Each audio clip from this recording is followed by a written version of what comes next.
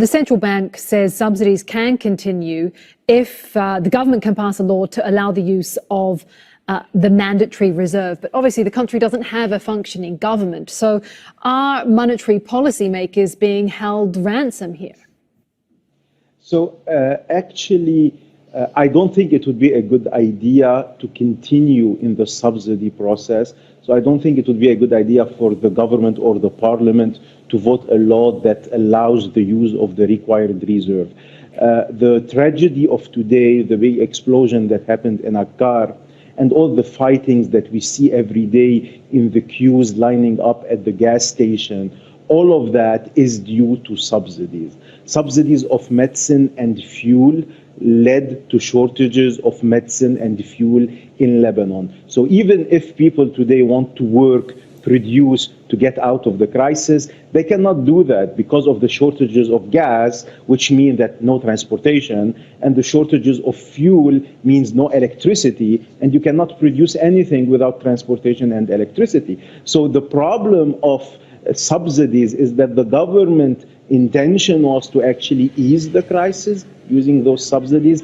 The unintended consequences of this misguided policy has been catastrophic. It led to bloodshed today, but also it led to basically blocking any possibility of getting back to production and getting out of the current crisis. So I don't think it would be a good idea to continue in the subsidies. I think that subsidies should be repealed immediately. So what's the alternative then? What's the alternative? If subsidies are to blame, how does one ease the suffering in the short term?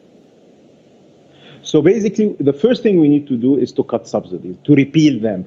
And the government did not do that yet. Today, the prices of fuel are still at the subsidized level, and that's why we still have shortages. If tomorrow morning the government issues the new prices of fuel, and those new prices are not subsidized, then the crisis, the fuel crisis, will end immediately, right? So the first thing would be to ensure the availability of those goods in the market, those fuel, this gas, the diesel to the market, by lifting subsidies. On the other hand, we need to allow people to regain some purchasing power. And the reason people have been losing purchasing power is because of expansionary monetary policy. We've been printing lira as crazy in order basically to allow the monetization of debt and deficit. And this is the reason of hyperinflation and currency devaluation. So the solution to help people is to actually strengthen the Lebanese pound because their income is in Lebanese pound. And we can do that by stopping the printing of money. And this is one of the reforms that has been discussed today, which is to actually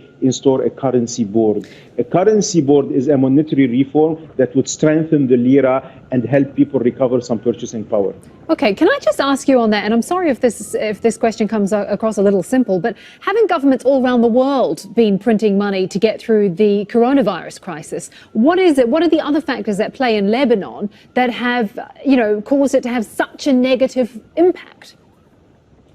Sure. Well, Lebanon has been in a crisis before the corona pandemic kicks in, right? So we had a negative growth and we have a loss of trust in the currency, in the Lebanese pound, and we had a banking crisis. Other countries don't suffer from those challenges as well. So they have some margin to print money without seeing the direct impact via inflation immediately.